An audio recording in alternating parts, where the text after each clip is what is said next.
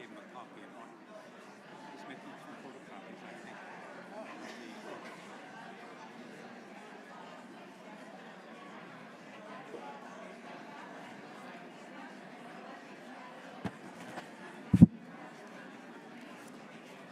Thank you.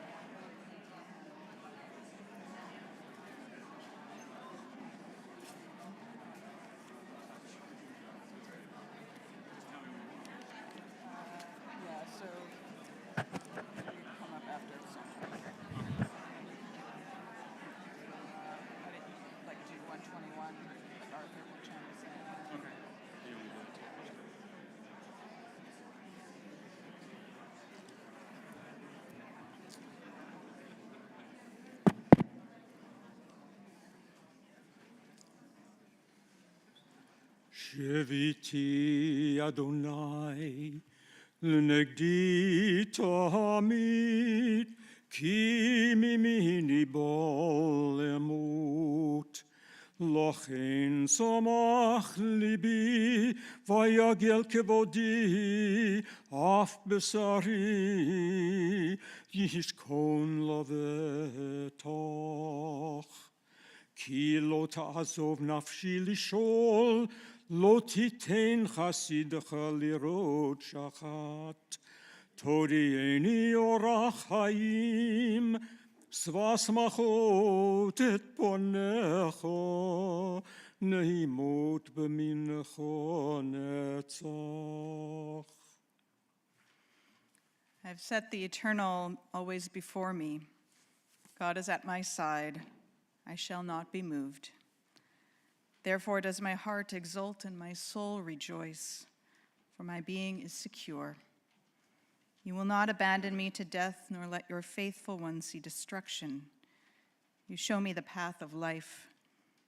Your presence brings fullness of joy. Enduring happiness is your gift.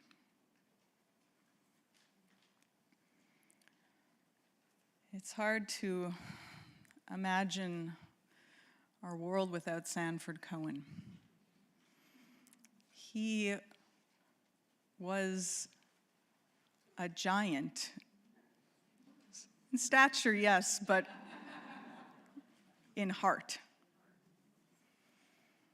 He filled up our lives, our family, our community, the world with a kindness, a gentleness.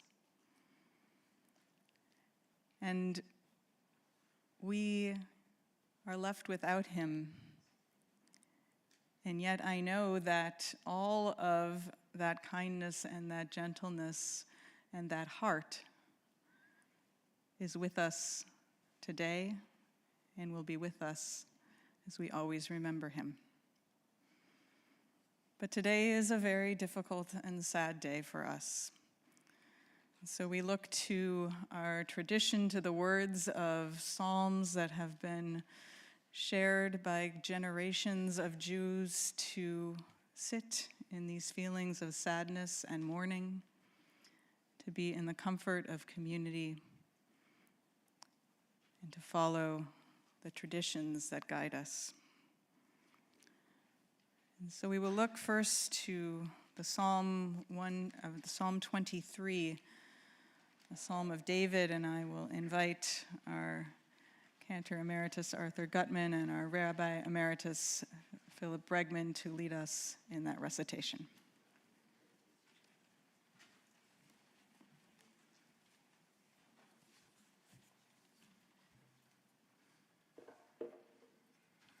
Perhaps one of the best statements I heard recently from you, Ellen Gordon. Even the criminals loved Sanford.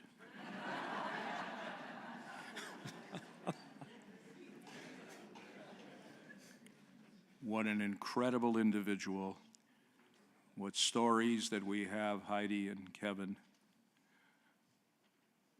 And as Rabbi Brown said, we're not going to meet too many people like Sanford as we journey through life with a heart and a soul such as his. Mizmor LeDavid, This Psalm of David. Adonai Rahi lo echsar. The Lord is my shepherd, I shall not want. Binot Yar Betzeni. He makes me to lie down in green pastures. Ame menuchot He Yenachaleni. leads me beside the still waters. Nafshi Yeshodei. He restores my soul. Yanacheni b'magle tzedek l'mahan shemo. God leads me in the paths of righteousness, and for the sake of God's name. Gam ki elech begetz al mavet lo irara ki ato imadi. Yea, though I walk through the valley of the shadow of death, I will fear no evil, for thou art with me. Shivtecha umishantecha hema yenachamuni. Your rod and your staff, they comfort me. Taruch lefonai shulchan neged tzorerai. Thou preparest a table before me in the presence of mine enemies. Dishantav Hashem en roshi kosiravayo. Thou hast anointed my head with oil, and my cup runneth over. Ach tov v'chesed yirdefuni kol yamei chayai. Surely goodness and mercy shall follow me all the days of my life. Beshavti beveit Adonai liorech yami. And I shall dwell in the house of the Lord forever.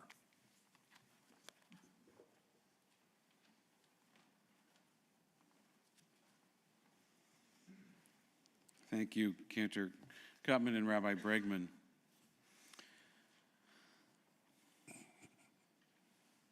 It was about maybe 4 or 5 years ago. Sanford and I had had a conversation at one of the seniors' lunches, and he said, I want to make an appointment. I want to come see you. I have something to give you. I'm like, okay, this happens from time to time. And it was very important to him, and he made the appointment, and he came into my office, and he had with him a shoebox, a tattered shoebox. And that happens from time to time, too. People show up in rabbis' offices with a shoebox, and usually inside is a talit, tefillin, some candlesticks, a mezuzah, a book of some kind, perhaps. And Sanford places the shoebox on my desk and opens it up and takes out from inside of it about a half dozen baseball cards. And I'm thinking, oh, this is the moment. This is when the rabbi gets the Mickey Mantle rookie card, or whatever it is. So he starts to go through these cards. He says, I want you to have these. And they are the most mediocre baseball players in the history of baseball. I didn't know one of these guys. None of them had a stat on their card that went more than about 5 years in the major leagues. Middle infielders, utility players, anybody. But they were very important to Sanford. And he said to me, Rabbi, I want you to have these. I was cleaning out some stuff, and I found these, and I want you to have them. And I said, Sanford, why do you want me to have these? He says, well, you love baseball. I said, I do, but I don't know who any of these guys are. Some of these teams don't even exist anymore. And he said, no, these were my cards, and I found them, and I want you to have them. And so I took them. And I've been thinking about that ever since this shocking and terrible news. Because although we knew Sanford was sick and his mobility was challenged, we did not expect this. We were unprepared for this. And I realized that the way that Sanford thought about those ball players represented by those cards is how he thought about all of us. You didn't have to be an all-star. You didn't have to be an MVP. You could be mediocre in life. And Sanford loved you. He cared about you. And you were special to him. And if you were an MVP and an all-star, you were special too. And if you were a criminal and he was, in court with you, you were special to him too. He just cared about people. He was a deeply compassionate and sweet and loving man. Rabbi Brown said that, he was a giant and his heart was a giant too. So incredibly giving. I was thinking about a text that could sort of encapsulate what Sanford meant to us and what we meant to him. In a rabbinic text called Menorat HaMaor, there is a description of what it means to be a good friend. Be first to greet your fellow. Invite him to your joyful occasions. Call him by complimentary names. Never give away his secrets. Help him when he is in trouble. Look after his interests when he is away. Overlook his shortcomings and forgive him promptly. Criticize him when he has done wrong. Respect him always. Do not deceive him. Do not lie to him. Pray for him and wish him happiness. Attend to his burial when he dies. Sanford was a good friend, a mensch of a friend to all of us. And he is quite deserving of this incredible turnout and the friendship that all of you have shown him throughout the years. And we fulfill that last mitzvah, to be here to attend to his burial. The gentle hands, just as his giant and gentle hands were with us, to hold him and to say goodbye. I want to invite Cantor Gutman to join me here on the bima for Psalm 121. It's not in your handout. The words, Esa Einai El Hecharim, we lift up our eyes unto the mountains. And what is the source of our help? Our help comes from Adonai, the maker of heaven and earth. Esa Einai El Hecharim, Me'ayin yavo Ezri. Ezri me'im Adonai, Ose shamayim v'aretz. Al yiten lamoth raglecha, Al yanum shomerecha. Hine lo yanum v'lo yishan, shomer Yisrael. Adonai shomerecha. Adonai tzilcha al yad yeminecha. Yomam hashemesh lo yakeka, v'yareach balaylo. Adonai yishmorcha mikol ra, yishmor et nafshecha. Adonai yishmar tzetecha uvoecha. Me'ato, me'ato, me'ato v'yad olam. Amen. God will guard you from all harm. God will guard your soul. You're coming and you're going now and forever. Amen.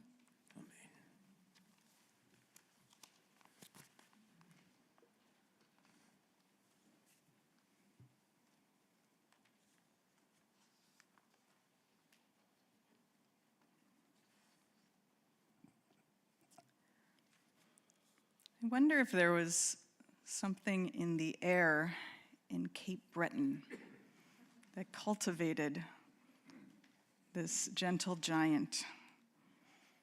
Sanford personified kindness, and all of us were his beneficiaries. There's something about being in conversation with Sanford, whether it was in person or on the phone, that he made you feel like you were the most interesting and important person he could ever wish to speak with.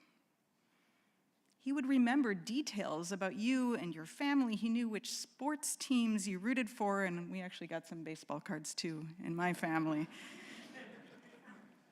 He knew your kids' names. He knew your spouse's work.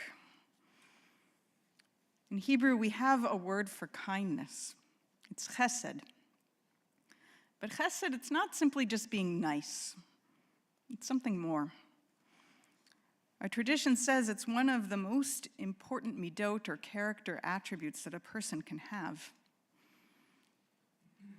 It's Maimonides, the Rambam, who explains that chesed is actually when kindness is done in excess. It's done in such a manner in which the expectations of goodness and love are exceeded beyond what one could possibly imagine. And that chesed, it sprouts from the depths of the human heart. It seems that the Rambam, if he had known him, could have been describing Sanford. In reality, scholars think that actually the Rambam was talking about Avraham, the first Jew who we read about in this week's parashah, that he, having just recovered from his circumcision at 99 years old, was sitting outside of his tent on a very hot day, and these three visitors come, and Abraham, what does he do? He invites them into his house. He and Sarah prepare a meal for them. He exceeded any normal expectation that one would expect in that circumstance with his own chesed, his kindness. I know that many of you were touched, as I was a few years ago, to read a column in the Globe and Mail about Sanford. It was truly remarkable. It was written by Caroline Dixon, who's a Vancouver writer, who happened to share a hospital room at VGH with Sanford. She had a bike accident and he was recovering from his hip surgery. This is what she wrote about Sanford. On the other side of my bed curtain, I heard a patient cheerfully chatting to a nurse who had arrived to assist with his medication. The nurse's smile was audible as she told him about her coming birthday plans at the beach. Physically distanced, of course. This was COVID time. I eavesdropped that day and I realized that my roommate knew the name of every care aide and nurse who came to his side. He greeted them with enthusiasm as they entered the room, as if welcoming each into his home. He called them by name and asked with sincerity about their families and futures. I never once heard this man whisper a word about his own pain. It's Avraham.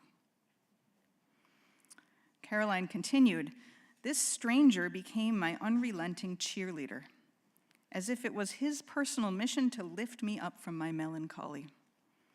As I told him about my family, he reminded me to enjoy these precious years with my young children and how fortunate I was to have a partner who was by my side. As we talked through the curtain, he encouraged me to find the best in all difficult circumstances, including this one, and to remember that the glass is always half full. Life is not always easy, he would say, but you have to carry on and look for the positives. His optimism radiated throughout our hospital room. Sanford's kindness was there for anyone who happened to cross his path. Those who knew him in Cape Breton, where he grew up in a loving household with his parents, Louis and Minnie, and his brother Benji, knew that he could always be counted on to show up with kindness. And I do want to share a brief reflection and word from Benji, who now lives in Montreal and unfortunately is not able to be here in person. Benji writes, Sanford, my big brother, we looked up to you for advice. We spoke to him every Friday, and he told me to wish everybody a Shabbat Shalom at the table. He was always calling and helping people. Being a Crown prosecutor, he knew the judges and lawyers. He was liked and loved by everyone with his positive attitude. He played soccer, basketball, football, and baseball when he was younger. He always pushed himself in every activity. I was happy that I went to visit him last summer in August of 2022, along with my daughter Joanna and David and their children. It was a fabulous 10 days with him to all be together. Rest in peace, Sanford. In Cape Breton, it was from their parents that Sanford And Benji developed a deep Yiddishkeit, that sense of Jewish identity and connection to the state of Israel. Throughout his life, Sanford found meaningful ways to express his Judaism, and he connected in so many different places, whether here at Temple Sholom, at Chabad in Richmond, or of course in his important and long-standing support of JNF. When Sanford went to university and law school at Dalhousie, he made incredible connections. He just had a reunion with his law class here in Vancouver just a month ago. He had a meaningful career as a Crown prosecutor here in BC. He worked hard, but always knew what mattered: family and community. When he moved to Vancouver, he developed deep friendships. It was in those early days in Vancouver that he made those lifelong connections with his roommate Dougald and Mike. And when soon after he met his beloved wife Paula of blessed memory, they became glue that held people together among their friends. They were connectors. Sanford was a connector throughout his entire life. As Benji mentioned, I'm guessing that others here were also recipients of Sanford's regular Shabbos calls. Sanford had this tradition of connecting with people regularly on Fridays to wish them a Shabbat Shalom. I'd heard about this from a couple of people in our community, how special a part of their week it has been. But I had no idea until I learned yesterday from Heidi and Kevin that Sanford would call every Friday 35 to 40 people.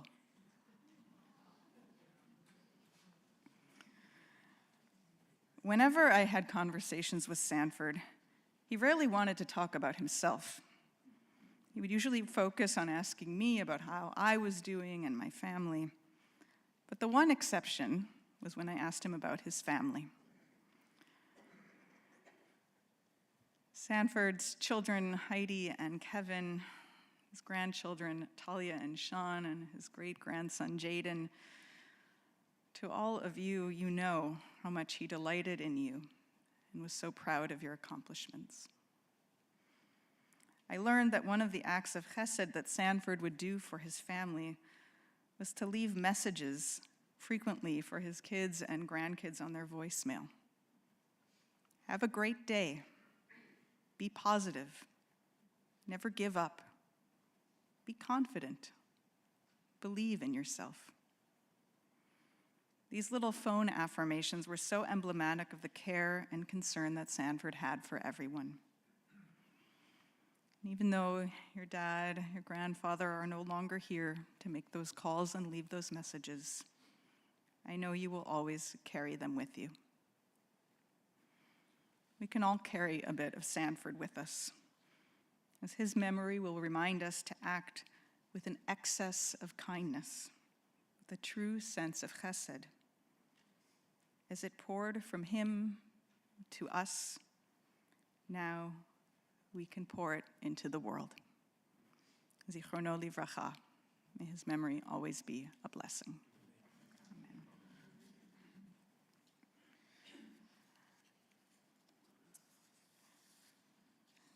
I just want to share a few announcements before we conclude the service here in our sanctuary. Immediately after the pallbearers will process out, we'll invite everyone to allow the family to move immediately to their cars, and those who are coming to the cemetery to please process directly there. If you need instructions or address, you can please ask in our office. On the back of the program and in the email announcement that went out, there's information about the Shiva tonight at the home of Mike and Mary Cohen. There is limited parking there. Those who are able to walk, about a 7-minute walk, are encouraged to park in the Thunderbird Stadium parking. Those who do require closer parking, we do have a number of parking passes. Laura Rosenthal, our executive director, will be in the foyer after the service. If you would like to, those who need it for accessibility reasons are welcome to take one. we continue now with the El Malei Rachamim, I invite the congregation to please rise.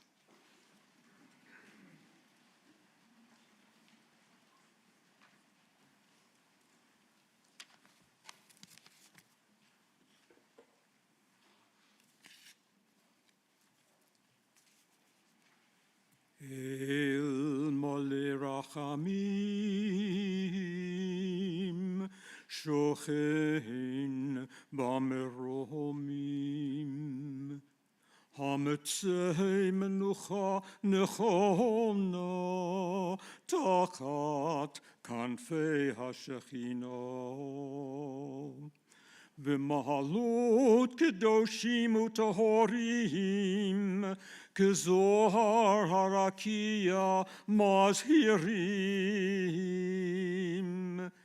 Et nishmat Shemuel ben Label, sheholach leolamo. Began Eden tehei menuchato, ono bal harachamim hastirehu beseter kenafecha leolamim. Utzeror bitzeror hachayim et nishmato. Adonai hu nachalato. V'yanuach b'shalom al mishkavo v'nomar Amen. Compassionate God, eternal Spirit of the universe, grant perfect rest in your sheltering presence to Shmuel ben Label, our beloved Sanford Cohen, who has entered eternity. O God of mercy, let him find refuge in the shadow of your wings, and let his soul be bound up in the bond of everlasting life. God is his inheritance. May he rest in peace, as we say together. Amen. Amen. Amen.